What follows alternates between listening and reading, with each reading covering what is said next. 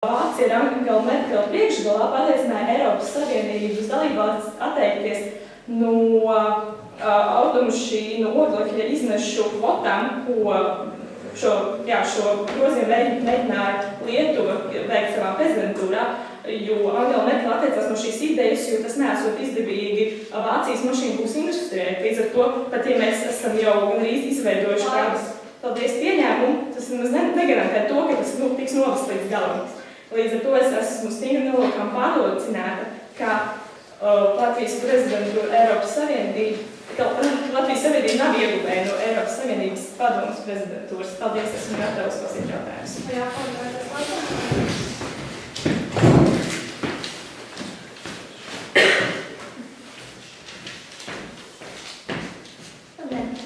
Vai Latvija kā valsts pasaulē labi zinām un atpazīstam? Tas noteikti būtu jāstāsta kādā mērogā un tieši kādai sabiedrības kārtai. Es domāju, ir nozars, ka Latvija ir ļoti populāra un nozars, kur šī popularitāte varētu būt augstāka. Tieši kā turismu vieta, kad vai cilvēki labi informēti par mūsu valsts kultūru vai tam? Tas ir noteikti ļoti atkarīgs no kāda sabiedrības slāņa. Es domāju, ka visās valstīs ir sabiedrības slānis, kas ir ļoti informēts par daudzām lietām, bet, piemēram, domāju par kādiem Āfrikas bērniem, es šaubos, ka viņi ir īpaši informēti par jebkuru Eiropas vai pasaules turismu vietām. Vai tas, ka prezidentūras notikumus atspoguļo aptuveni 700 ārvalstu žurnālistu, vairāk Latvijas atpazīstamību? Atkarībā kā atpazīstamība būs, tur, protams, mums ir jāstāsta, vai viņa būs pozitīva vai negatīva. Jo, piemēram, negatīvu atpazīstamību mēs varam iegūt jebkādu, vai tas tiešām būs izdevīgi Latvijas sabiedrībai, tas ir cits jautājums. Jūs domājat, ka būs vairāk negatīvu nekā pozitīvu? Tie būtu mani pieņēmumi. Mums jāstāsta konkrētiem datiem, tāpēc nav šādas informācijas. Vai semināri, kur cilvēki uzzina svarīgas sevi interesētas lietas, vai tas viņam ir labvēlīgi un pozitīvi? Droši vien. Un vai Eiropas Savienības padomes prezidentūras sniedz šādas iespējas cilvēkiem? Pēc mūsu informācijas ir organizācijas, kas rīko, bet arī šāds dažādi semināri arī notiek reiz Eiropas prezidentūras. Tā kā es nedomāju, ka tas būtu tāds iemesls, kas būtu tieši šo semināru dēļ, kā prezidentūra ir izdevīga, jo šiem milzīgiem līdzekļiem, kas tam tiek tērēti, mēs varētu sarīkot virkni citu izglītojošu pasākumu mūsu sabiedrībai. Ja cilvēks papildus apgūs kādu svešu valodu, vai tas ir pozitīvi? Protams. Un ja cilvēkiem ir vairāk un dažādas iespējas pilnveidot un iegūt zināšanas, tad tas cilvēki tikai pilnveido? Jā, šaubu. Vai tas, ka Latvijas uzņēmumi varēs plašāk iesaistīties Eiropas līmeņa sabiedrības tīklos un pētniecības projektos, vai tas mums nāks paldies par labu? Jūs to tieši sasaistat kā Eiropas prezidentūru. Protams, tas ir izdevīgi, ka mūs atpazīst, bet, kā jau es minēju, mūsu lietā, tad Eiropas prezidentūra nav dominējošā lieta, kas to nosaka. Un brīvprātīgais darbs un prasa cilvēkiem dot jaunas zināšanas un pieredzi? Tas noteikti atkarīgs no brīvprātīgā darba veida, ka varbūt brīvprātīgais darbs, aizvest cilvēku no lidostas un atpakaļ. Es šaubos, ka viņš iegūs ļoti vērā ņemama pieredzi. Vai ir bezdarba samazināšanās ir pozitīva vai negatīva? Pozitīva, protams. Un pateicoties Eiropas Savienības padomes prezidentūrai, ir samazinājies bezdarbs? Nav šādas informācijas. Es zinu, ka cilvēki ir nodarbināti, bet tad es vēlētos vērst jūsu uzmanību, ka šis ir īslaicīgs periods. Tie ir 6 mēneši, un ko tad pēc tam, ja cilvēki, kas pašlaik ir nodarbināti. Paldies! Vai ātrāk nevarēs laiks?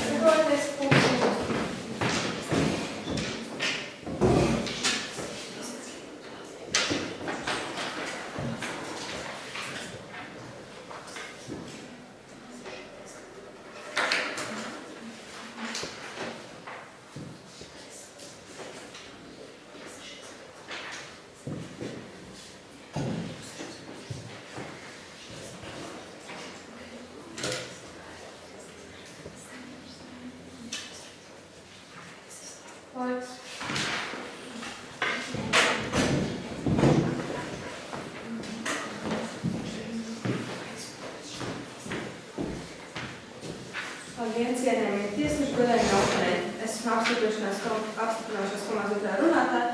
Mūsu komanda pārstāv rezolūciju. Latvijas sabiedrība ir ieguvēja no Eiropas Savienības padomes prezidentūras.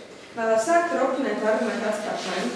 Viņu pirmais arguments bija, ka Latvijas prezidentūrai ir nesamērīgi liels izmaksas. Jā, Latvijai ir lielāks izmaksas kā citām valstīm, bet tas nav tāpēc, ka līdzekļi tiek izmantot neliederīgi, bet gan tādēļ, ka Latvijā pirmo reizi notiek prezidentūra. Nākošajā reizē šī izdevuma būs mazāk, jo būs pieredze, zināšanas, kā veidot prezidentūru. Oponentu komandas otrais arguments ir prezidentūras dotā vara ir ilūzija, bet mēs uzskatām, ka tomēr Latvija var virzīt mērķus priekšu, kā arī Latvijas sabiedrība ir Eiropas sabiedrība. Tātad šie izvirzītie mērķi ir svarīgi gan, piemēram, Vācijā vai Francijā, gan arī Latvijā. Tādējādi virzot Eiropas mērķu sasniegšanu, arī Latvijas sabiedrība gūst ieguvumus. Portālam Delfi ārlietu ministrijas pārstāvja Inga Skuņa saka, ka var noteikti teikt, ka prezidējošā valsts vada procesu Eiropas Savienības ietvaros. Prezidentūra ir 6 mēneši, ka Latvija atrodas prožektoru gaismā. Tātad šis fakts pierāda, ka Latvija spēja virzīt mērķus priekš un tos sasniegt. Tāpat pašlaik viena no prioritātēm ir virzīt uz kibernoziegumu apturēšanu, kas noteikti ir svarīgi arī Latvijas iedzīvotājiem, lai tie bez bailēm varētu izmantot internetu. Un šo mērķi palīdz sasniegt Eiropas Savienības padome. Tātad mēs uzskatām, ka tomēr Latvijas sabiedrībai ir ieguvēja no Eiropas Savienības padomes prezidentūras. Turpinājumā vēlos pastiprināt mūsu komandas argumentus. Mūsu pirmais arguments bija, ka prezidentūra sekmē Latvijas politiku un citu iedzīvotāju grupu profesionālo kompetenci. Iveta Kažo, politoloģi, saka, ka Latvijas cilvēkiem ir pienākums ikdienā sazināties ar attiecīgajā jautājumā pašiem kompetentākajiem cilvēkiem, gan Eiropas komisijā, gan ekspertiem, šādi būvējot savu reputāciju, autoritāti un kontaktu tīklu tālākam darbam. Šos ieguvumus vislabāk varēs just īsi pēc tam, kad prezidentūra būs jau beigusies. Būs jaunas zināšanas, kontakti un prasmes ļaus būt daudz sekmīgākiem Latvijas interešu aizstāvēšanas darbā. Portāls provids.lv 2016. gada 23. novembris. Tātad, ja strādājušie cilvēki būs jaunas zināšanas un pieredzes, tad tas sekmē gan viņu, gan valsts attīstību, tāpēc prezidentūra sekmē profesionālo kompetenci. Otrais pierādījums, ka no 2014. gada janvāra līdz jūlijam gan Rīgā, gan Briselē piedāvāja mācības seminārus topošajiem darbu grupu vadītājiem un viņu vietniekiem, kā arī īsāk programmu nozares ekspertiem un koordinatoriem. Semināra programmā detalizēti tika aplūkot prezidējošajā valstī būtiski jautājumi. Prezidentūras sadarbība ar Eiropas Savienības institūcijām, Eiropas parlamentu lomu, Eiropas Savienības lēmumu pieņemšanas procesā un citi. Tāpat arī cilvēki, kur bija saistīti paldies ar prezidentūru, darba vadītāji, vietniekiem bija iespēja apgūt un papildināt savas angļu valodas zināšanas, kā arī mācīties franču valodu. Avots ES 2015. skatīts 8. aprīlī. Kā gan papildus mācības var nebūt labas, ja cilvēki mācās un būs zināšanas, tad ir iespēja pilnveidot sevi un arī profesionālā darbu. Kā rezultātā Latvijas sabiedrība ir ieguvēja no Eiropas Savienības padomes prezidentūras. Mūsu otrais arguments – prezidentūra veicina Latvijas atpazīstamību un nostiprina starptautisko autoritāti. Jau tagad Latvijas informācijas un komunikācijas tehnoloģijas nodrošina pasaules līmeni pakalpojums dažādās jomās, kā IT konsultācijas un arhitektūras izstrādē, tīklu un datu pārēdēs. Pēc šiem pasākumiem Latvijas atpazīstamība augs vēl vairāk, un tās pakalpojumi būs vēl pieprasītāki. Avots IAKPNG Baltika veiktais pētījums.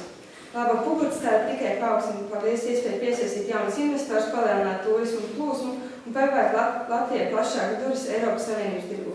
Viennozīmīgi pozitīvs iegūms, kas veicina gan atpazīstamību, gan autoritāti pasaulē, jo pasaule seko līdz šiem notikumiem. Un mums trešais arguments – prezidentūra pozitīvi ietekmē Latvijas ekonomisko attīstību. Prezidentūras oficiālajā portālā ES 2015.lv bija rakstīts, ka kopējā makroekonomisko ieguldījumu apjoms veido 71 miljonus eiro. Par kvalitatīviem ilgtermiņa ieguvumiem ir jāuzsver prezidentūras aktivitātēs iesaistīto mācības un praktiskās iemaņas. Pateicoties prezidentūrai, Latvijas uzņēmumi varēs plašāk iesaistīties Eiropas līmeņa sadarbības tīklos un pētniecības projektos, kas savukārt veicinās Latvijas uzņēmumu eksporta potenciālu un sadarbību ar citu valstu uzņēmumiem. Šis ir fakts, kas nosaka, ka prezidentūra pozitīvi ietekmē ekonomisko attīstību. Tādēļ, kad arī Latvijas sabiedrībā tas ir pozitīvi. Un balstoties oponentu argumentu atspēkā, mūsu argumentu pastiprinājumu, mēs vēl joprojām esam stingri un nelokām pārliecināt, ka Latvijas sabiedrība ir ieguveja no Eiropas Savienības padomes prezidenturas. Paldies par uzmanību, esmu gatava atbildēt jautājumu.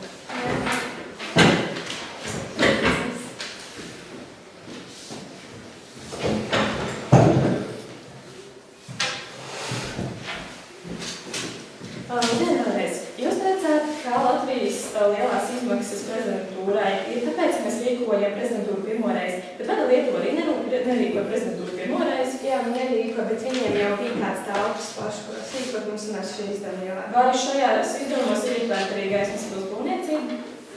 Nē, bet tātad telpas jau mums arī bija. Tas jā, bet tikai jaunas svarīgs. Vai jums ir kaut konkrēti piemēri, kas speciāli ir būvēts prezidentūras dēļ? Nē. Paldies. Kādi ir pašreizējie kiberdraudi Latvijai? Ir atklāti kibernoziegumi, tā kā šo finanšu ministrijai. Jā, vai arī pirms prezidentūras Latvijas saskārās ar kibernoziegumiem? Protams, bet tagad tas ir pārsināts. Jums ir kādi konkrēti dati par to, ka šie kibernoziegumi skaits ir palielinājies, vai tas ir tikai jūsu pieņēmums?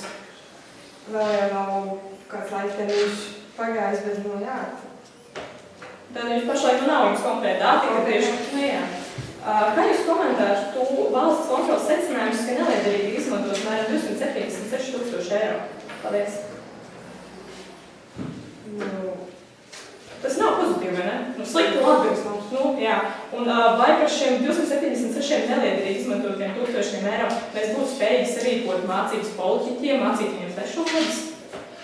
Jā, protams, mēs šo varētu. Tas nozīmē, ja mēs neliederīgi neiztērētu naudu, mēs to varētu iegūtīt politiķu izglītībā, un mums prezidentūra nebūtu vajadzīga, lai sekmētu politiķu kompetenci. Un mēs jau šajā prezidentūras laikā to varam palielināt, tā ir labāka iespēja, lai... Bet tam mēs tam maksājam 108 000, ja mēs nemaksātu šo naudu, mēs taču tāpat varētu politiķiem svešvalodas iemācīt.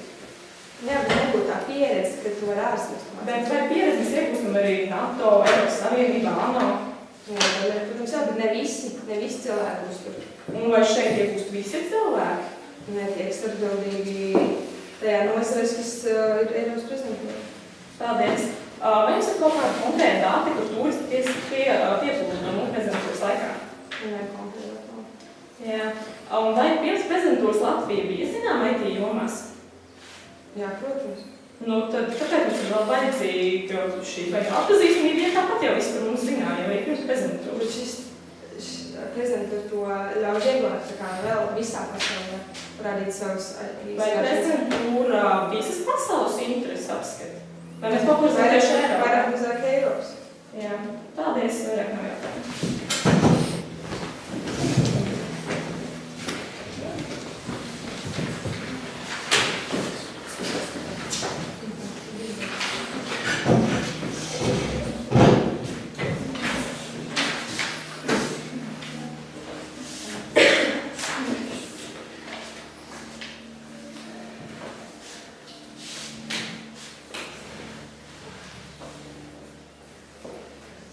Labdien, godājumā žūrī, oponentu komanda, mana komanda, esmu noliedzošās komandas otrā runātāja.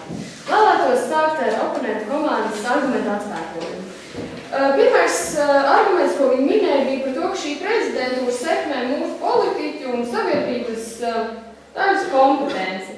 Tātad tikko jau jautājumu un atbildušu daļā tika minēts to, ka viņi nespēja atbildēt, vai mēs tiešām nevaram iegūt šo tādu pašu pieredzi kaut kur citur, ņemot vērā, ka mēs ļoti daudz Latvijas ierēģi darbojas ANO. Viņi apgūst kaut kā šīs pašas menedžmenta iespējas tieši tur. Un tas nozīmē, ka šie kontakti, kas mums jau starp citu ir, gan ar Eiropas Savienību, gan caur NATO, gan ANO, gan citām organizācijām, mums šis viss jau šobrīd ir. Tāpat pie šīs pašas kompetences viņi kaut kādā ziņā arī minēja kibernoziegumus, bet lieta ir tāda. Kā ir atzinis mūsu iekšlietu ministrs Ina Kozlovska kungs, šobrīd šie draudi ir nelieli, un arī pirms tam drošības policija bija izdevusi pagājušā gada decembrī ziņojumu par to, ka mēs esam gatavi jebkāda veida uzbrukumiem prezidentūras laikā. Turklāt, ja jau pēc oponentu komandas idejas kibernoziegumi apdraud mūsu sabiedrību, prezidentūras laikā, tad jau nozīmē, ka mums ir tieši slikti, ka mums ir šī prezidentūra, jo mēs sev parādām kā vieglu mērķi. Otrais arguments, ko viņi minēja, ir, ka prezidentūra veido atpazīstamību.